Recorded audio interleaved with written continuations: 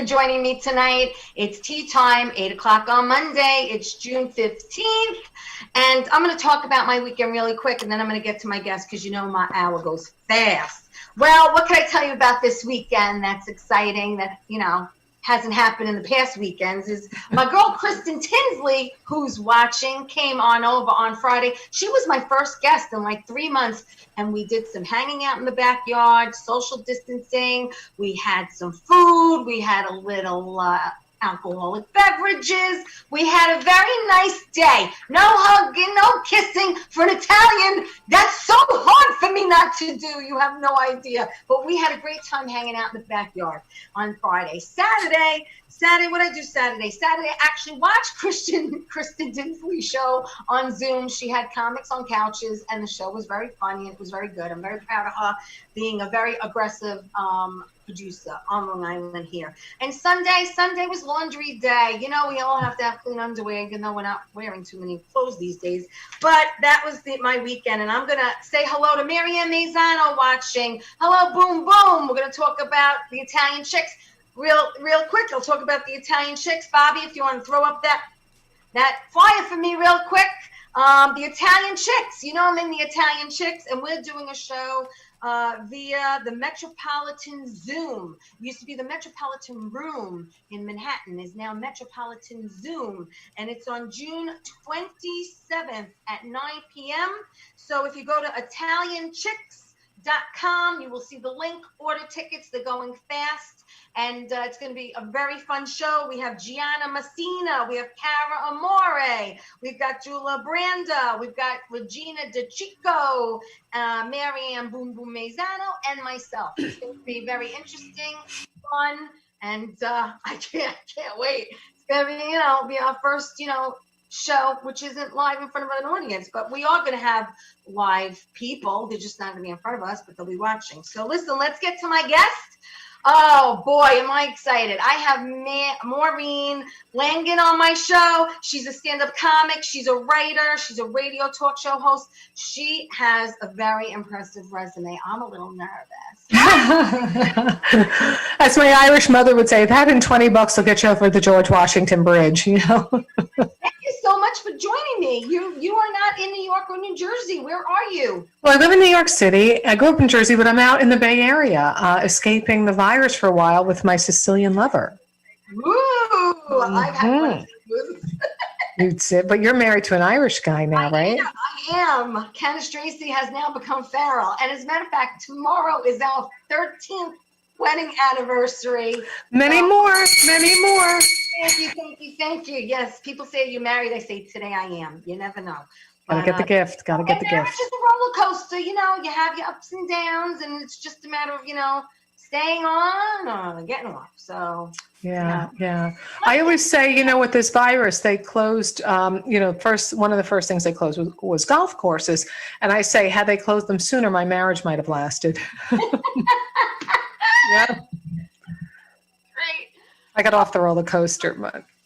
So listen, you are from Lake Hiawatha, New Jersey. Yes. I was born in Manhattan, but we moved to the Bronx and Queens very young, and then we moved out to Jersey when I was a youngin'. Yeah. And then you went to Parsippany High School. Yeah, there's no lake in Lake Hiawatha. You should know that. There's no lake. There's zero lake, and there's no lake. They said there was one early on in the 40s when they were trying to get New Yorkers to come out, no lake. Ever. Well, they say when they were trying to get people to come out from New York, and it was like a bungalow community, I guess similar to how the Catskills are. It was, I think then a lot of Jewish people were coming out, and then I guess they dried up the lake when the Irish wanted to get there. I don't know. I have no idea. I don't know. Yes, the Parsippany High School. You went to Montclair State University. I went to Montclair. Now it's a university. Then it was a college, which you could afford, but now people can't afford school. It's now $40,000 a year. That's insane. I paid about $500-600 a semester, which you could get an education then. Well, Hofstra out here is like $60,000 a semester. It's just insane. It's insane. It really is. And you majored in English? Communications and English, yeah. Okay. Yeah, I myself went to Queens College. I majored in communication media and minored in acting. Oh, yeah. You did? Have you acted? I did. Have you been an actress? Have you gone and done that? I have. I've done some stuff. I'm, I'm working on it. That's also a work in progress. I've done some indie films. I've done a Hotels.com commercial, which would be on good. the internet, not TV, because it's 2.5 minutes long. But so I'm Good for trying you. to make things happen. You got to kick indoors, not knock on them. So Good for you. Good for you, Miss Italian. Knock that door. Freaking kick it in. Like the Housewives of Long Island. yeah, exactly. That's coming to a show near you. So you studied, you became a journalist, correct? I was a journalist for many years. By the way, the Housewives of New Jersey, Theresa Giudice lives in the next town. Worked out for her, no education. I don't know, maybe she's educated, but you understand, insurance fraud, goes to jail, comes out. She's a yoga teacher, has a book deal. Me, I know how to, the proper use of semicolons, nothing. So, I was a journalist. I started like freelancing, and then I was on public television as a documentarian. And then I was working just freelancing, like a slouch, just like, not a slouch, but you know what I mean? Hey, time code the videotapes, make phone calls to see if from the producers asking me, see if we can book this one. And one day I had to call Mike Bloomberg, and he said, I can't do an interview right now. I just bought a radio station. I just killed Frank Sinatra, because everybody said that because it was WNEW. I'm paraphrasing. I don't know if he said that. But that's what people were saying about the station. So I said, do you need any on-air people? So I went to work for him for 7 years, sat right next to him. And you actually you put something together for him. You were the reporter and anchor for PBS and Bloomberg Television and Radio, but you created and hosted the network's entertainment program. Believe it or not, back then when we first started, I was one of the original 7 or 5 that he hired, and he people were doing mock newscasts before he went on air, and he's like, all of you all sound like, give the same thing equal importance. Langan's the only one with this sense of humor. So he said, do you want to develop a beat? So I did Man on the Street, commentary, celebrity interviews, satirical world news through 7 years. Wow. It was good. Cool. Where'd you go after that? Well, they started, I believe, this is just my take, I believe that's when they started to plant the seeds for him to run for mayor. So even though I humbly say this because you're Irish, you can't brag, but my stuff won awards and best commentator and all this stuff, kind of like the Jeannie Moss. You can't. I mean, what? People are helping kids. What am I doing? People are saving crippled dogs. What do I do? I have punchlines. So I think he was starting to plant the seeds to run for mayor. So I got really reeled in. And even though my stuff was very popular, and it just didn't matter, I couldn't call my mother the immigrant and just call her and go, hey, I got an immigrant update.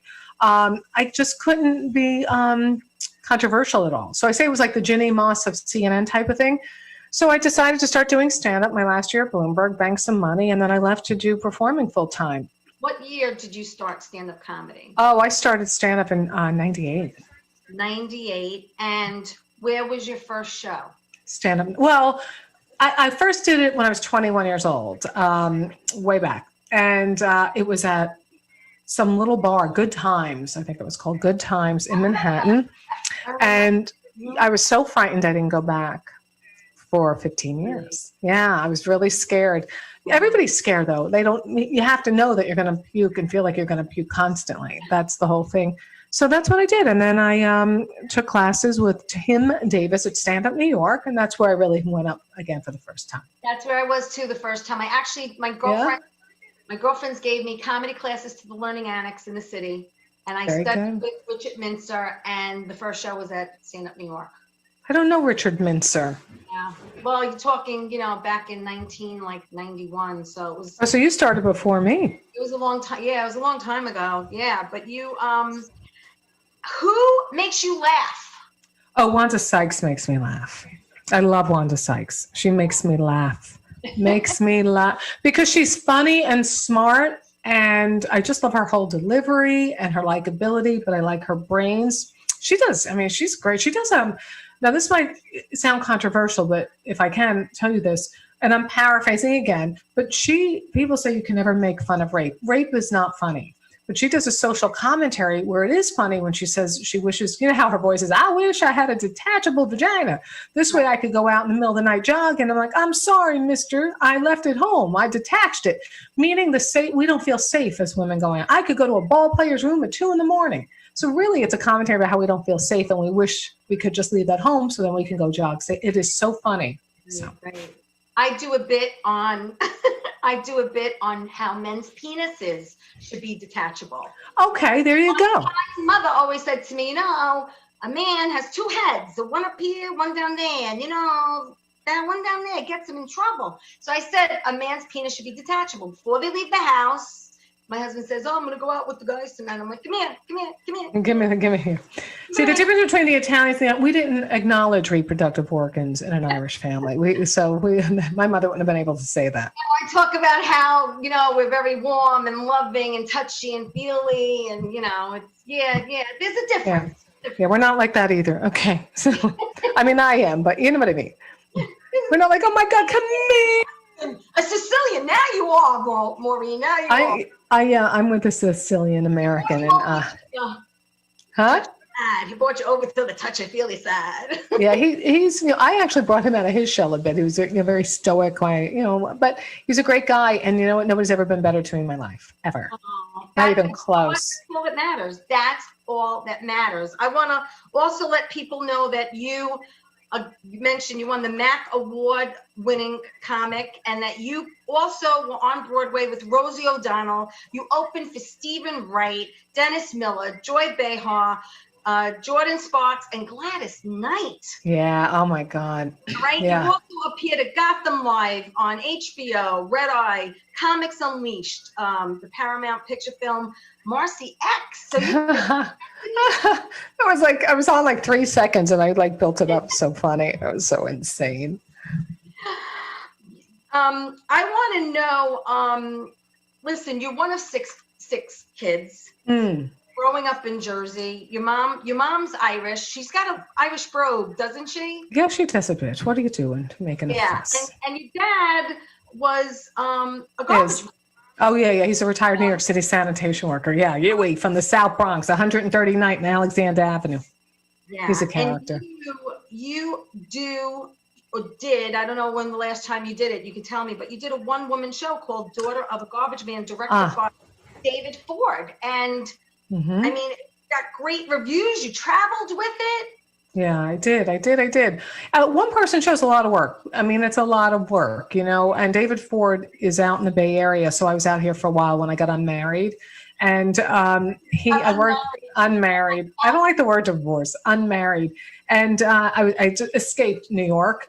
People were mad at me, like other comics, like, I didn't know you met somebody. I didn't know you. I get very underground when I'm upset. Like I get very introverted, and I just feel like everything's so raw. So I need time, like 2-3 years.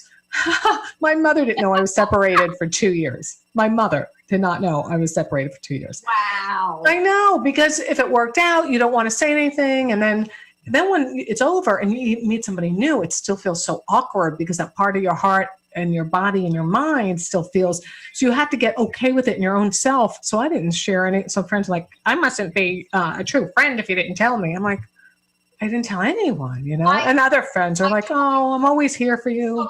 I totally get it, because I was married the first time for 10 years. I totally get it. All right, listen, we're going to take a quick break. We're going to yes. Don't go away, everybody. We're going to be back more with Maureen Langan.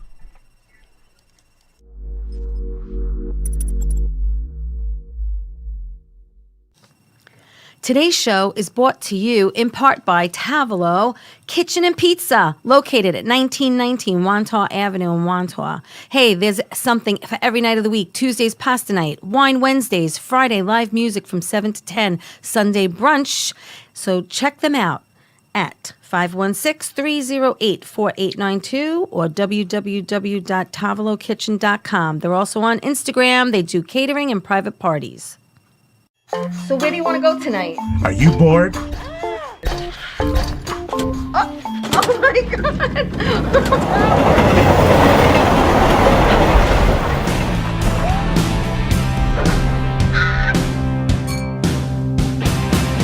Hold on tight. We're gonna coast this.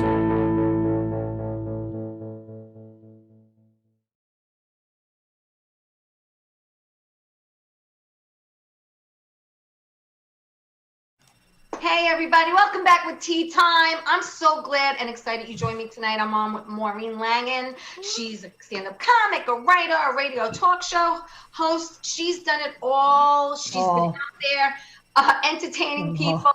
We left the conversation talking about marriage and how she's unmarried but dating a really hot Sicilian, and I was married for 10 years, then unmarried, now remarried. It's like a little confusing.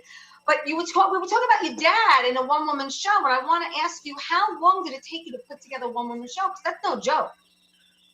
It's no joke. Well, daughter, it's no joke putting one together. Well, Daughter of a Garbage Man is what it's called, and just the premise is about being raised with working class values. That's why I love Long Island, because people know what it's like. They usually come from working class parents who came from Brooklyn or the Bronx or the Lower East Side, and their kids get to go to college and they get educated. So they have one foot in the blue collar. They don't forget where they come from, but they know what it's like to be educated and like, hey, I'm not taking your crap. Like they have both.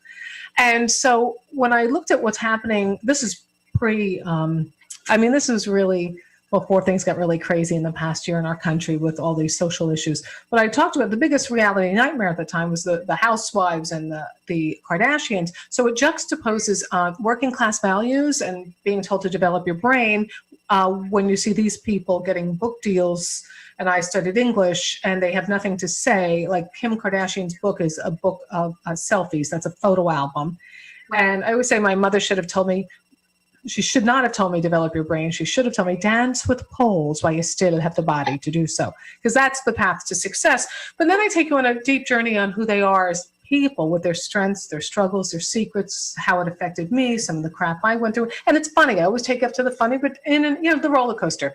So I had performed and written some monologues back at the West Beck Theater like a long time ago. I think it's now gone, with Kristen Ames. So I would do these monologues, and then I thought, with comedy, as much as I love it, and I do, there's other sides. Why don't I bring them to fruition? The emotion, the writing.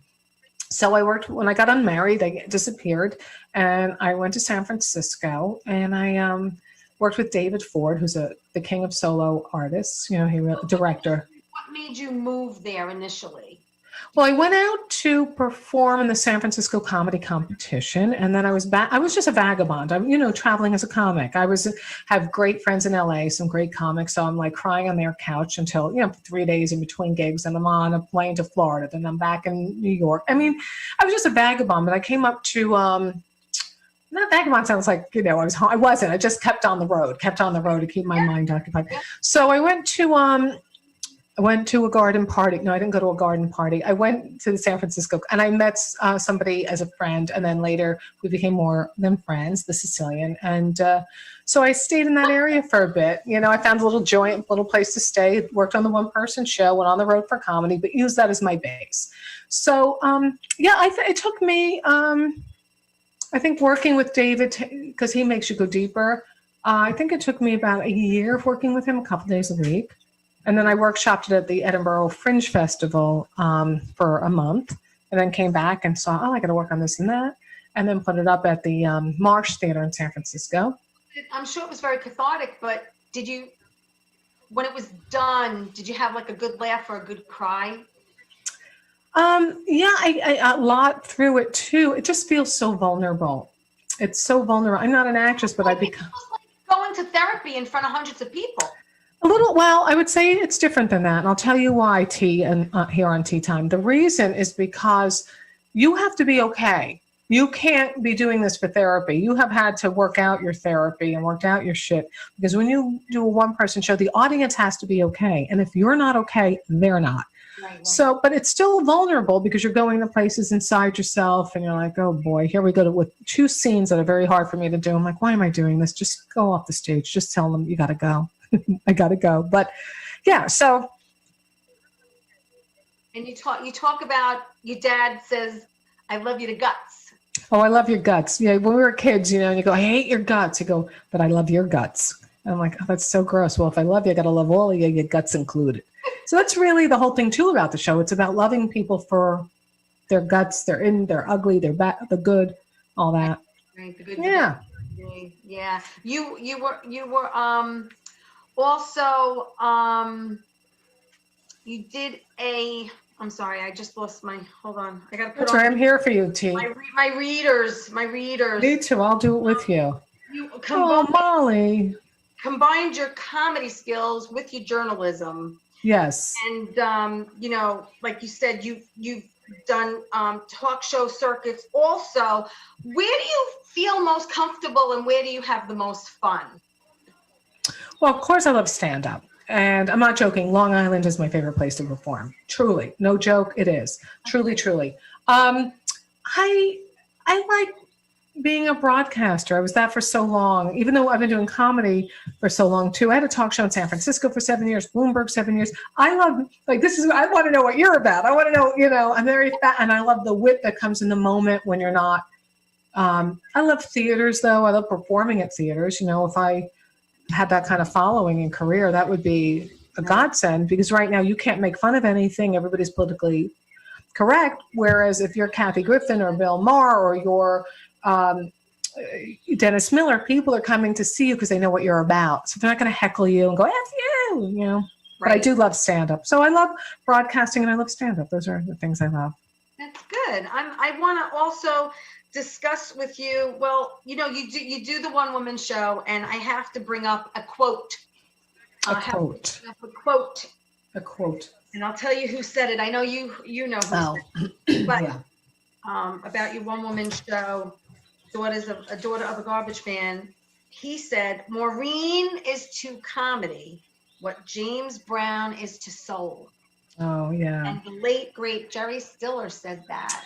Yeah, he actually said that. I mean, I use it as a quote of what he has said about my work, but he said that after I did a set roasting, really paying tribute to him and Ann Muir in Nantucket. Oh, lovely. Yeah, and I used to watch him and with my father growing up on reruns of Ed Sullivan, and he loved Ann Muir, God rest her soul. So when I got asked to do that, it was like so full circle. It was just really, it was just so incredible. And Ann comes up to me afterwards, you're abroad, you're fucking funny, come with me and Jerry, we're going to go get some fucking dinner. And yeah, so I had dinner with him with a couple other comics. It was really great. That's great. Yeah, I it was also great. want to talk about, you did a talk called The Business of Making Fun. Yeah. Correct?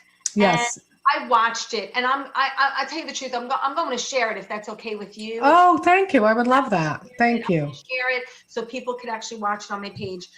You know, you say a lot of things that female comics think.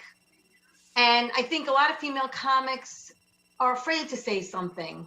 You know, it was very hard in the 90s when I first started to get stage time. And it was very male predominant, and it still kind of is, unfortunately. And you did talk, and I want you to tell everyone about your quote about the Kardashian culture, and how you mentioned how you don't have to have an act these days. You just a follower. Yeah, I know. Social media followers, and how, you know, a lot of owners or bookers tell you can't headline because, you know, vaginas don't sell. I did hear that. Well, first of all, I just want to preface this. It was a TEDx talk that I did in Monmouth University in New Jersey. And I talked about how we cut people off. We decide they're too old, male or female, they're too old. We can't value them anymore. And then I talk about, sorry? That talent has an expiration date. Yeah, it has an expiration date. Doesn't matter how old or ugly. I mean, it doesn't matter what you have to say as long as you look really good saying it. And I say there's a shelf life on that.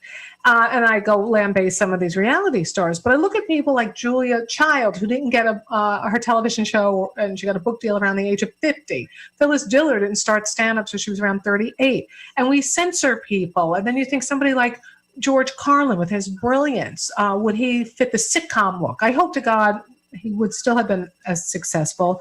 I think we need more of that. So it's really about how we cut people off, because I did a gig in South Africa. There was the Johannesburg Comedy Festival. That was in November 2015. You actually submitted a video to them, correct?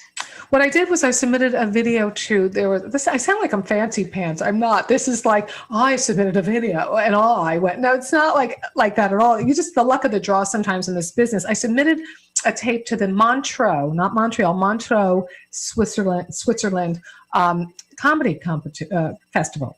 I hate competitions, but festival. And they sent out, they took 2 people from England, South Africa, the UK, the US. And so when they sent who got chosen, it's 2, I looked it up, it's 2 young blonde guys. And I remember saying to the Sicilian, because we were in Italy, like, I just can't take it. Like, what do you got to do? And then they send out a correction saying, we're so sorry, we sent the English choices, not the US choices. So it was myself and Orlando Baxter, an African-American guy from Boston. So we're like, woohoo, me too, that you would not. And so from there, the people who they were affiliated, they were friendly with the people, the agents from South Africa. So they said, do you want to come next year? And we're all like, what? So we all went together, like the same crowd, the same guy from Russia, Harry. It just was amazing, So that's what, the reason I'm bringing that up, because the TEDx talk, people will say to you, what's your favorite gig? And that to me was South Africa, of course, for the experience, but also, Theresa, because people were coming together. This is post-apartheid. This is a generation or so later. And you're forming in places where, like, this gentleman would walk me up the stairs every night, the tech engineer, like your Bobby, when he was African. And he said to me, I go, we couldn't have done this back in the day. Like, he goes, Maureen, not only could we not have done this, I could not even be in this part of the city without a permission slip, basically. And so here you see it's so diverse. You'll see white women, brown women, black men, dreadlocks, afros, blonde hair, blow dries. And you look at everybody coming together and on a stage. So you realize we cut ourselves off. Why aren't you bringing people? Yeah. Why aren't we coming together, Right. And all the talent, how we cut off so much good talent because they don't fit what we think it should look like. So anyway, that was what my talk was about. But it was funnier. You also mentioned, which, it's like I got back in this game a few years ago, and you said, how do you get over the hurdles? And you mentioned make your own path, make your connections, and find your audience. Well, what else can you, there is no, comedy doesn't have like one road fits all other than doing your work wherever you can do it. You know that. Doing your work wherever you can do it, that's what it's about. There is no other way. And I think the best thing is if you can get that audience that follows you, because at first you're going to try to be everything to everyone. And you should, because that's how you're going to figure out who and what you are. And then you're going to go, I'm doing this hacky, stupid material and I hate myself. That's why when people go back and look at tapes, I'm sure there are things I'm going to be mortified by. Because you're just trying, and it's like, oh, the only way you can find out that it's cringeworthy is to do it, right? Absolutely. So that's the whole thing. You got to find, there is no path. So you have to find your own. That's the whole thing. No, it's good to say out loud, because I know we have seasoned comics watching, we have actors watching, and I'm here for them. I help people. We have newbies. Yeah, I got people watching. So I know you're very popular. It's good to hear. It's we all go through the same thing, and and that's what I tell these comics also. I'll go to a local open mic, and I like to support the new comics, and they'll want my opinion, and I'll give it to them. Or if they say something and something is funny that comes off of it, I'll give it to them. Or I'll say, try to do this and work on your timing, and just act. Just do it. Keep doing it and working it out and see what works. Long Island has great rooms. The Governors, McGuire's, and they're all so great. I love them. And Belmore, the McGuire's. McGuire's brokerage and brokerage. Right? How could I forget the brokerage? That was one of the first ones I did. Take a little tape recorder on stage with us and record what we said and see what where the laughs came and where they didn't, and what to work on.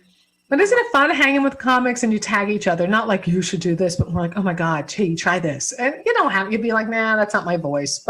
Or you'd be like, yeah, let me try it. That's funny. Right. Exactly. We're going to take another quick break. Another break. Don't go away, everyone. We'll be right back with Maureen Langan. Don't go away. There's so much more to talk about. We'll be back. Thank you.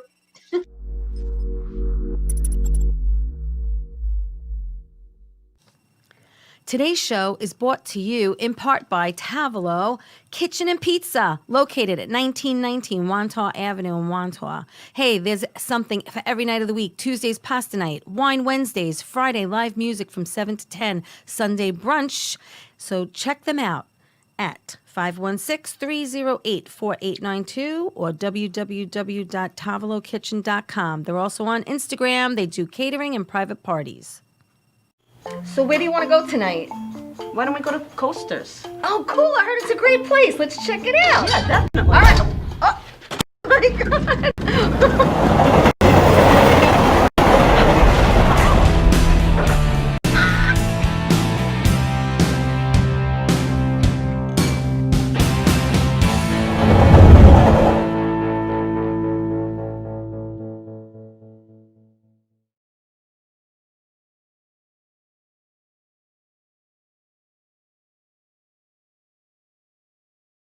Hey, welcome back to Tea Time. It's Monday 15th, and I'm so glad you're tuning in. I want to say hello to Nancy and Bruno and everyone for watching and listening. You know what? Please like the show and share it, okay? I really appreciate it if you do that for me. Also, I want to announce that I am still advertising Tavolo and Coasters. I've been doing this for them for the last 3 months because I'm looking to try to help out local businesses. I'm hoping they will come on officially back as sponsors. I don't want to pull their commercials. I want to keep them there. But I also want to tell you and show you the Italian Chicks. I'm actually doing a show on Friday, June 27th at 9 o'clock through the Metropolitan Zoom, which was the Metropolitan Room in Manhattan. And you got Gianna Massina and Cara Amore and Jula Branda and Regina DeChico, myself and Marianne Mazzano. And for tickets, which are going fast and it's going to sell out, go to theitalianchicks.com and get your tickets.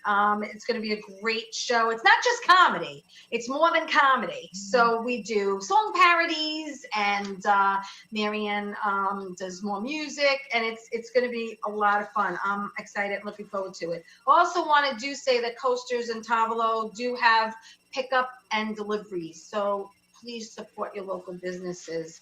I'm back with Maureen Langan, and I wanted to I caught on your website, and everyone should go to your website. Yes, MaureenLangan.com. Can I give a shameless plug?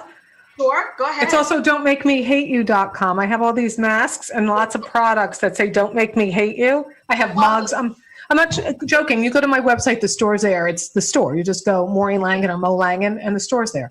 Go do some shopping, and on your page, you did a pilot called Mo Goes. Oh, I did a pilot. Yeah, it's called Mo Goes. I did it with a woman who. I love it. Thank you, Theresa. I did. It was the woman who helped produce this. We co-produced this is Lonnie Newman. She has her own company, Necessary Media, and what she did is she used to do Bert the Conqueror, which was on Travel Channel and other channels.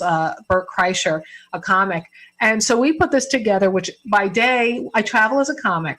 So by night I'm on the stage, but by day I'm finding the journalist in me is finding all those interesting people, places, and things of a particular city. We shot it in New York for ease and getting a crew, but like I'll find the piece of the Berlin Wall or tell people, do you know what this is? Come here. And I have the history of it, or meet people on the street. It's really that you asked what I like to do the best. Obviously, I get so excited because it combines my interest in journalism with my humor. However, my agent at the time, ready for this?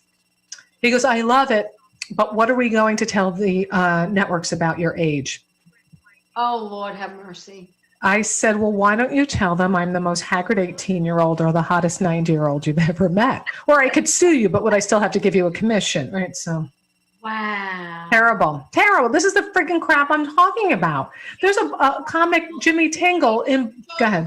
Wall. They show you at Caroline's at night. I know that's your home club is Caroline's. And then the candy cab driver. At the end. You guys should watch it. It's a surprise at the end, but it's very tug at your heartstrings at the end, right? Yes. Very talented. So Mo Goes, the pilot. It's on my YouTube channel. It's on my website.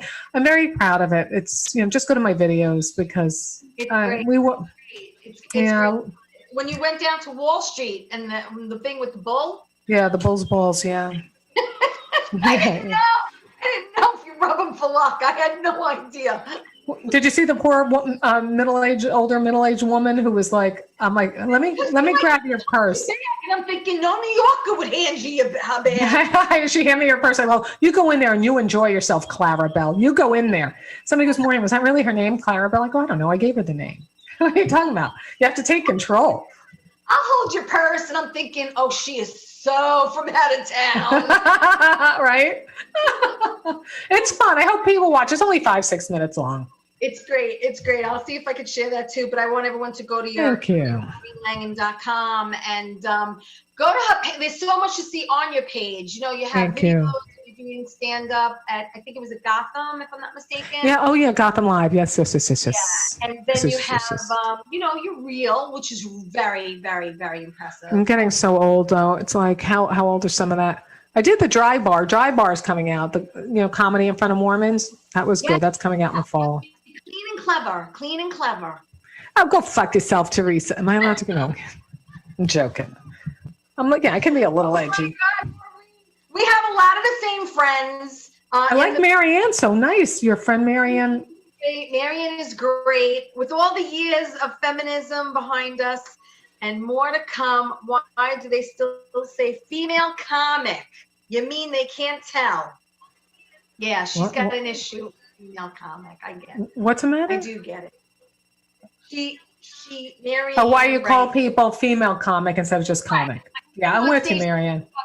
Vagina. Well, most of us do. I mean, it's insane. But you got to just barrel through that crap. A lot of guys go through it too when they hit a certain, age. They're like, Really?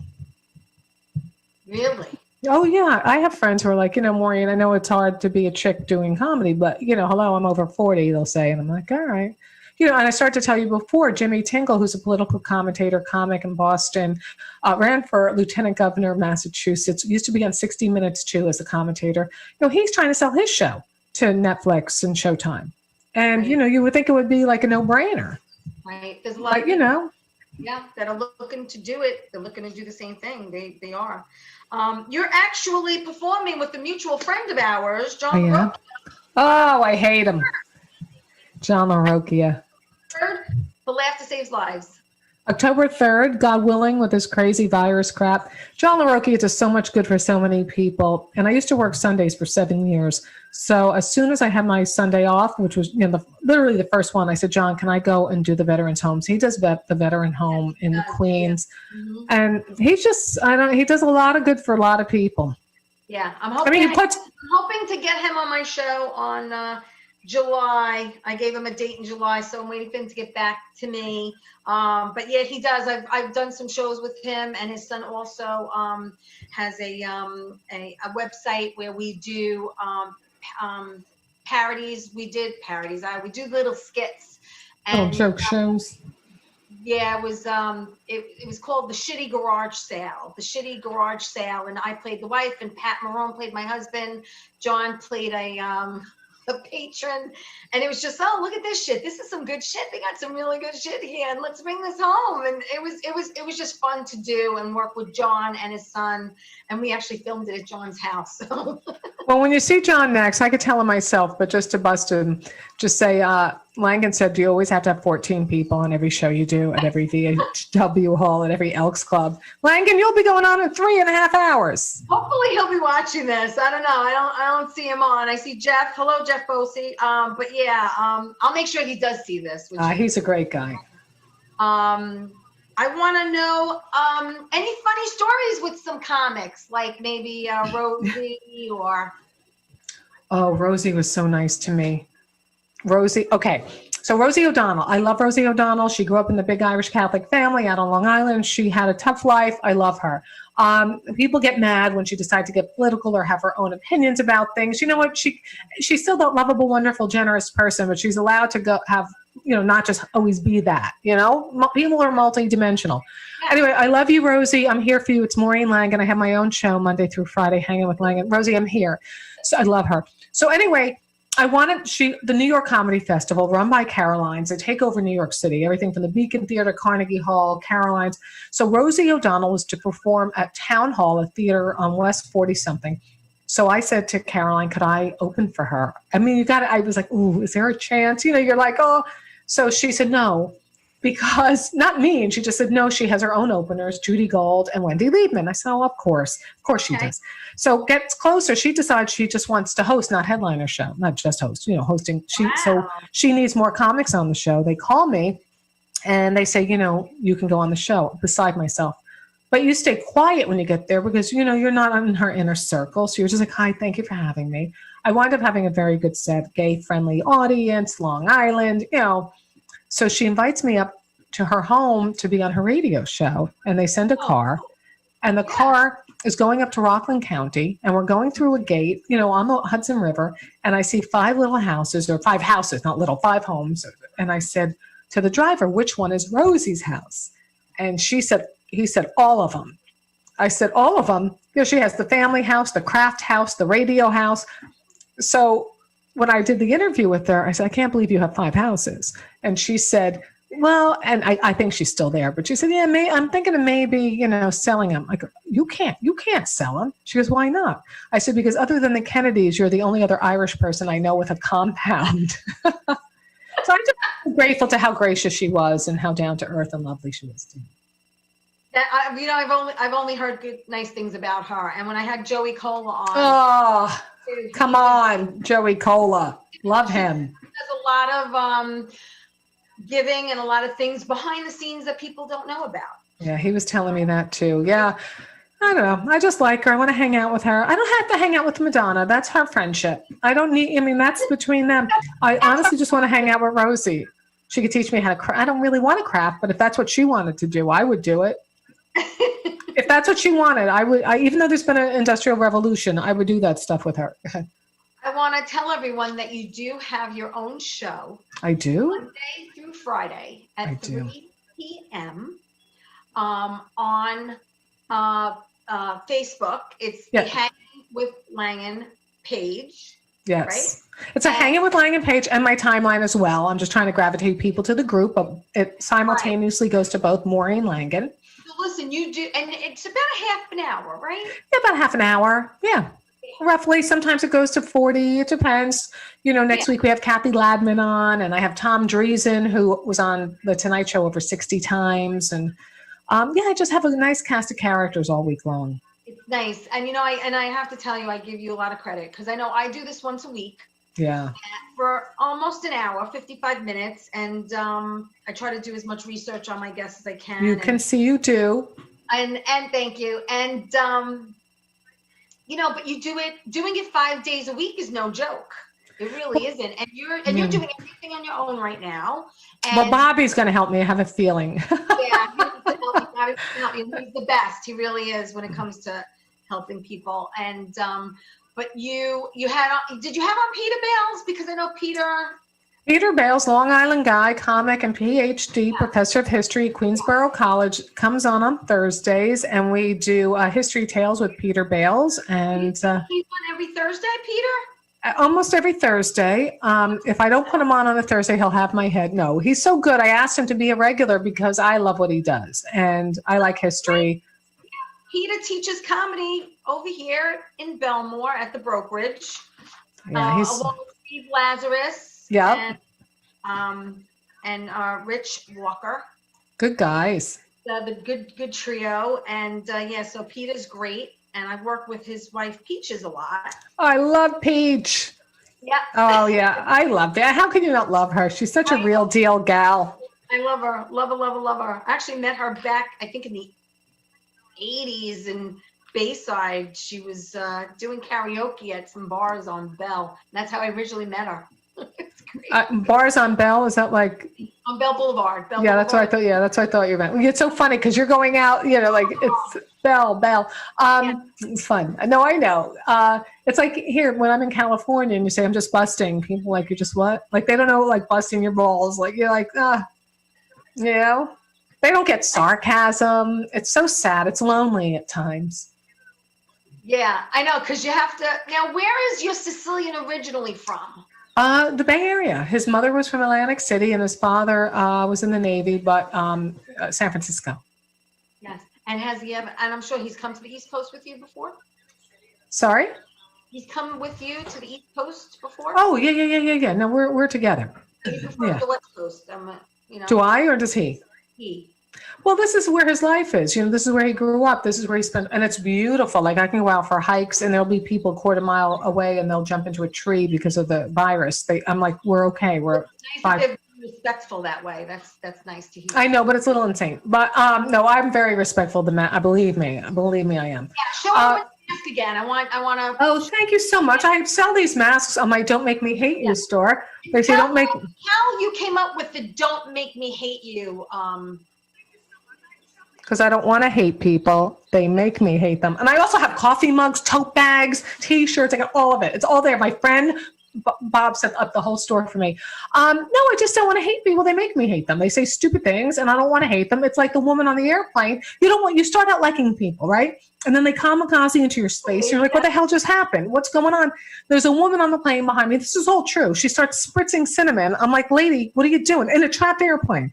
She goes, well, it's natural. I go, so's my vagina, but I'm not shoving it in your face. I mean, people, I didn't want to hate her. She made me hate her,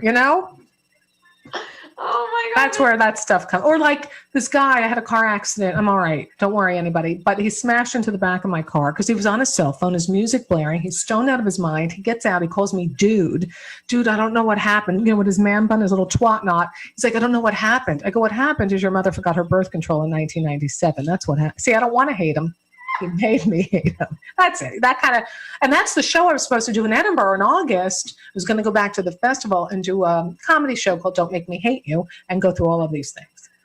Right. Alas, that is not to be. Maureen Langan is where you can get these, or Mo Langan. Yes, go to MaureenLangan.com and shop. Or PayPal. Do something for me, for the love of God. I'm there for you every day. Designer masks now, so why not wear one of yours? I love it. And they're soft and nice. Like they're really soft and nice. Breathable, washable. All of it. Breathe, wash. Everybody, breathe. And we all have to breathe. Everything's insane, Theresa. Was I too? I feel like I've been too serious. Was I serious? I was talking about serious things. Oh, there's my sister's friend, our neighbor. Oh, a lot of nice people are watching. Hi, everyone. I was too serious. I know it. Please, everyone, like and share this show. That's what I'm asking you to do. Maureen, we have about 5 more minutes. Wow, this flew, Theresa. What are you doing for your anniversary? All right, go ahead. Well, nothing that I know of. I bet he's going to surprise you. He works at a hospital, so we actually follow the 6 feet rule at home. Yeah. So I should be married forever.